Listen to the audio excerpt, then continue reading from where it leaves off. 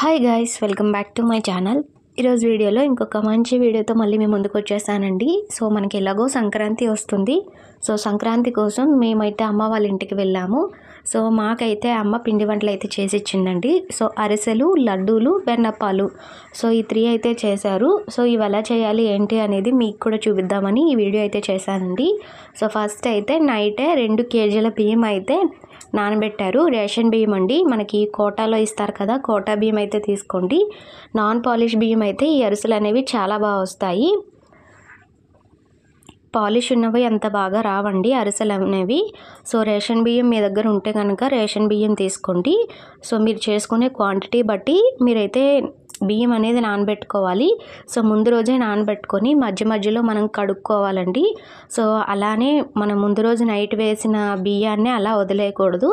So మధ్య మధ్యలో మనము కడుక్కుంటూ ఫ్రెష్ వాటర్ అనేది వేసుకొని నానబెట్టుకొని నెక్స్ట్ డే వచ్చేసి నీళ్ళన్నీ వార్చేసి మీ దగ్గర దగ్గరలో ఎక్కడైనా సరే మిల్లు ఉంటే మిల్లు పట్టించుకోండి. లేకపోతే మిక్సీలో అయినా సరే మీరు పిండి అనేది చేసుకొని జల్లించుకొని, సో చూసారు కదా అమ్మ అయితే జల్లించుతూ అద్దుతుంది. సో అలా అద్దుకొని పెట్టుకోవాలండి. అలా పెట్టుకుంటే మనకి పిండి అనేది త్వరగా ఆరిపోకుండా ఉంటుంది. నెక్స్ట్ అలాగే ఇక్కడ మనము బెల్లం అనేది తీసుకోవాలండి. 2 కేజీల బియ్యానికి సేమ్ క్వాంటిటీలో తీసుకోండి.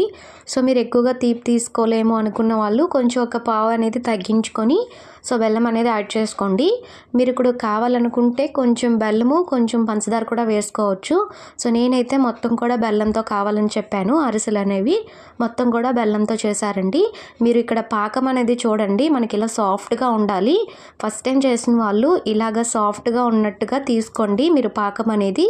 సో మీరు ఫస్ట్ టైం కూడా చేసిన అరిసెలు అనేవి బాగా వస్తాయి.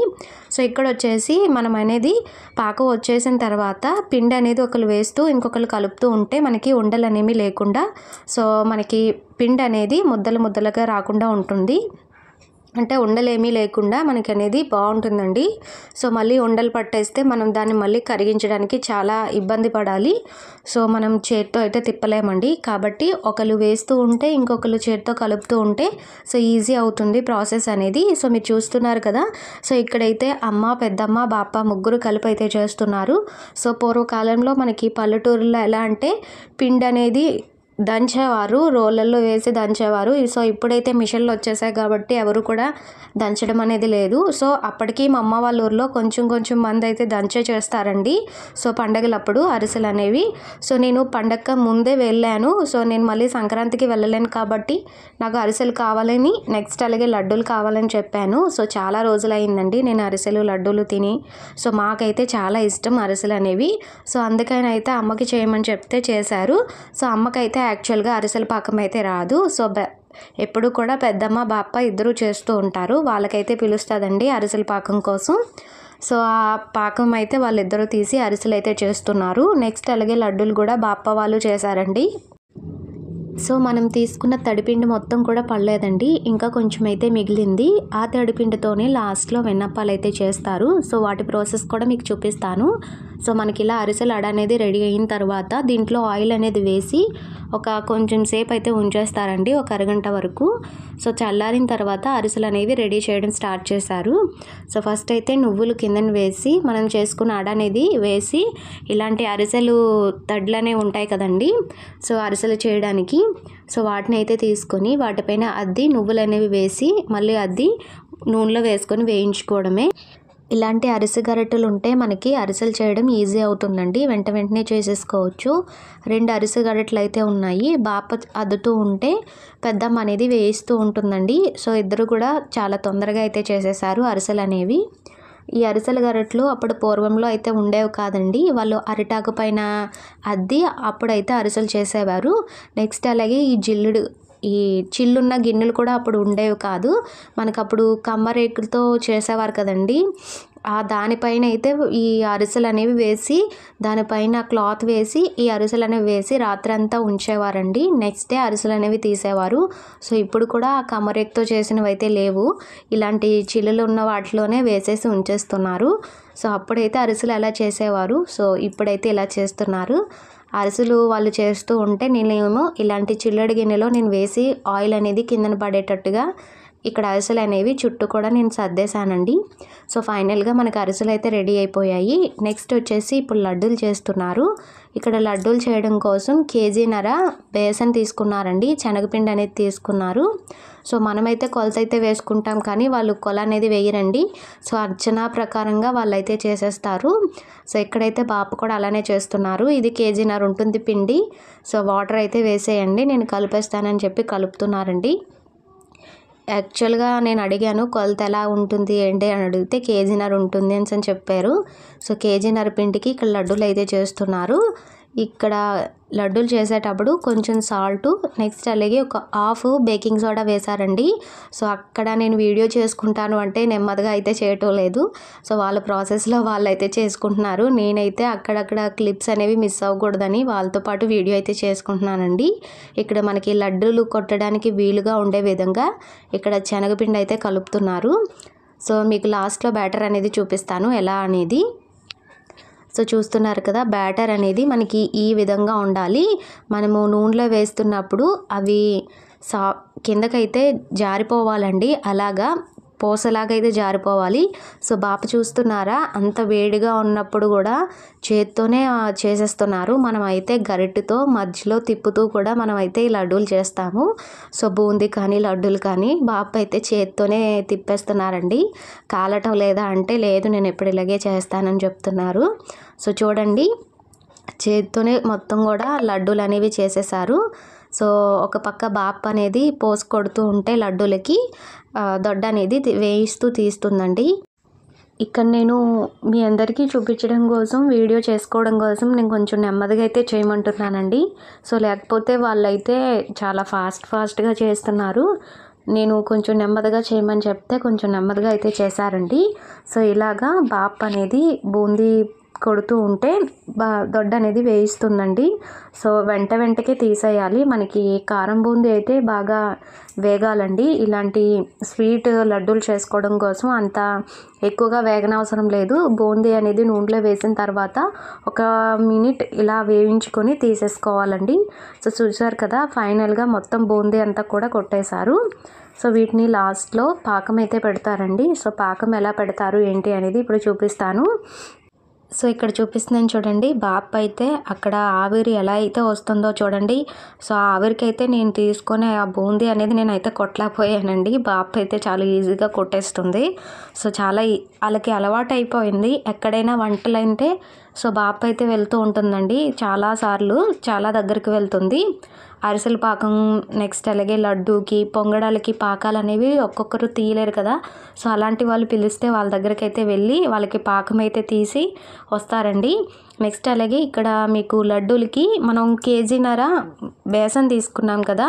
సో దానికి తగ్గట్టుగానే 3 కేజీలు పంచదార అయితే తీసుకోవాలండి. సో ఇక్కడ 3 కేజీలు పంచదార అయితే తీసుకున్నారు. సో అర్థమైందని అనుకుంటున్నాను. కేజీన్నర బేసన్కి 3 కేజీలు పంచదార తీసుకున్నారండి. నెక్స్ట్ అలాగే ఇక్కడ పాకం వచ్చేసిన తర్వాత బూందీ అయితే వేసేస్తున్నారు. ఇక్కడ కూడా నేను పాకం అనేది లేత పాకం తీయమన్నానండి. సో లడ్డూలు అనేవి మెత్తగా సాఫ్ట్గా ఉండాలని చెప్పేసి నాకు లేత పాకం కావాలని చెప్పాను. సో అలాగే లేత పాకం అయితే తీసారండి. లడ్డూలు కూడా చాలా టేస్టీగా ఉన్నాయి. సో ఇక్కడ పాకం అయితే చూస్తున్నారు కదా, దొడ్డ అయితే చూస్తుంది పాకం, లేత పాకం. నేను మీకోసం మళ్ళీ చూపిస్తున్నాను. ఇక్కడ మనకి షుగర్ కదా, కొంచెం మీకు వైట్గా ఉండడం వల్ల కనిపించడం లేదు కానీ చాలా లేత పాకం అండి.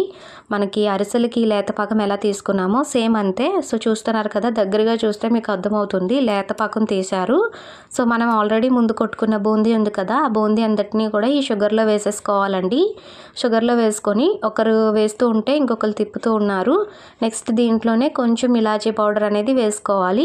నెక్స్ట్ అలాగే దీంట్లో మనము ఆల్రెడీ వేయించుకున్న కిస్మిస్, జీడిపప్పు కూడా వేసుకొని కొంచెం నెయ్యి వేసుకొని కొంచెం ఒక 2 మినిట్స్ పాటు ఆ పాకంలో బాగా తిప్పిన తర్వాత సైడ్కి తీసుకోవాలండి. కొంచెం చల్లారిన తర్వాత లడ్డూలు చుట్టేసుకోవాలి. కాకపోతే అక్కడ లడ్డూలు అనేవి చల్లారేదాకా ఉంచలేదండి, వెంటనే వేడిగానే చుట్టాలని చెప్పేసి వేడిగానే చుట్టారు. సో అందరూ కూడా కొంచెం చల్లారనివ్వండి అన్నా కూడా ఎవరు కూడా అస్సలు ఆలకించలేదండి. చల్లారిన తర్వాత ఇంకా గట్టిపడిపోతుంది పాకం, దానివల్ల మనకి లడ్డు అనేది చుట్టడానికి అవ్వదు, విరిగిపోతుందని చెప్పేసి అంత వేడిగా ఉన్న పాకంని కూడా వాళ్ళు లడ్డూలు చేశారండి.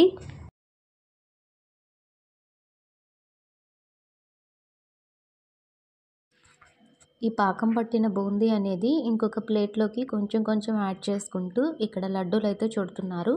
ఇంకొంచెం ప్లేట్లో వేస్తే ఏంటి అంటే కొంచెం చల్లగా అవుతుంది కదండి. సో అలా చల్లగా అయిన తర్వాత మనం లడ్డూలు అనేవి చుట్టడానికి ఈజీగా ఉంటుంది. సో చూసారు కదా, ఇక్కడైతే అమ్మ అయితే లడ్డూలు అయితే చుడుతున్నారు. ఇలా చుట్టిన లడ్డూలన్నిటినీ కూడా ఇంకొకరికి ఇస్తారండి. వాళ్ళు ఇంకొకసారి గట్టిగా నొక్కి పెడతారు.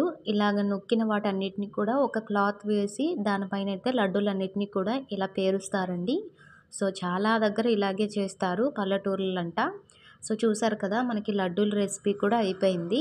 నెక్స్ట్ ఇక్కడ వెన్నప్పాలు అయితే చేస్తున్నారు. మనం తడి బియ్యం పిండితో చేస్తారండి చాలామంది, కొంతమంది పొడి బియ్యం పిండితో కూడా చేస్తారట. సో మా దగ్గర అయితే అమ్మ ఎప్పుడు కూడా తడి బియ్యం పిండితోనే చేస్తారు.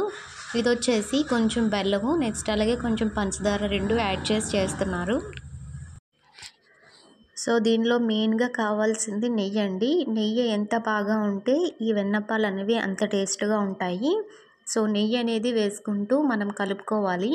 సో నెయ్యి వేసుకున్న తర్వాత పిండి మొత్తానికి కూడా ఆ నెయ్యి అంతా బాగా పట్టే విధంగా బాగా ప్రెస్ చేస్తూ మనం ఈ పిండి మొత్తాన్ని కలుపుకోవాలండి. సో ఇలా చేయడం వల్ల చాలా టేస్టీగా ఉంటుంది. సో చూసారు కదా, అమ్మ చేతి మొత్తంతో కూడా పిండి మొత్తంతో తీసుకొని రబ్ చేస్తున్నారు. సేమ్ అలాగే చేయాలండి ఈ వెన్నప్పాలు అనేవి.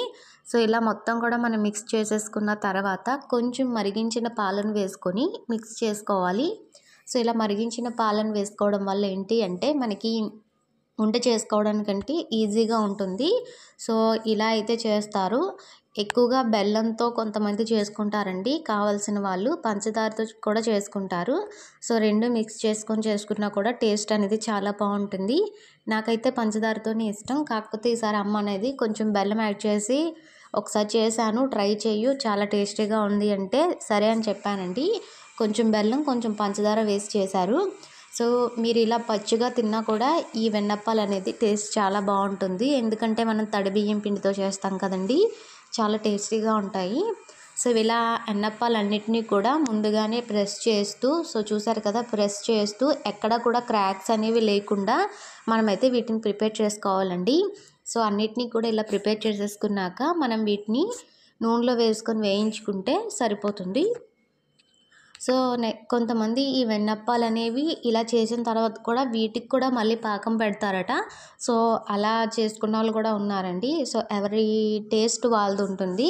సో మేమైతే ఇలా చేసుకుంటాము వెన్నప్పాలు అనేవి. సో మొత్తం చేసిన తర్వాత వీటన్నిటిని కూడా ఇలా నూనెలో వేసుకొని ఫ్రై చేసుకుంటే మనకి వెన్నప్పాలు అయితే రెడీ అయిపోతాయి. సో చూసారు కదండి, ఈసారి సంక్రాంతికి అమ్మ నా కోసం చేసిన రెసిపీస్ అరిసెలు, లడ్డూలు, నెక్స్ట్ అలాగే వెన్నప్పాలు చేశారు. సో ఇంకా కారం పూస అవన్నీ చేస్తానన్నారు. ఇంకెందుకు అని చెప్పేసి వద్దని చెప్పేశానండి. సో ఈసారి అయితే సంక్రాంతికి ముందుగానే నేను వెళ్ళాను కాబట్టి ఇవన్నీ కూడా నాకు ప్రిపేర్ చేసి ఇచ్చేశారు. సో ఎప్పుడు కూడా సంక్రాంతి అయిపోయాక చాలా రోజుల తర్వాత వెళ్తాము. సో ఈసారి అయితే ముందుగానే పాప కోసం క్రిస్మస్ సెలవులు వచ్చేయడం వల్ల మేమైతే సంక్రాంతికి ముందు వెళ్ళాము. సో ఈసారి అంతా కూడా ఈ సంక్రాంతికి నాకు ముందుగానే ప్రిపేర్ చేసి అయితే ఇచ్చేసారండి అమ్మ. సో ఇదండి రెసిపీస్ అనేవి, మీకు కూడా యూజ్ అవుతాయని అయితే చేశాను.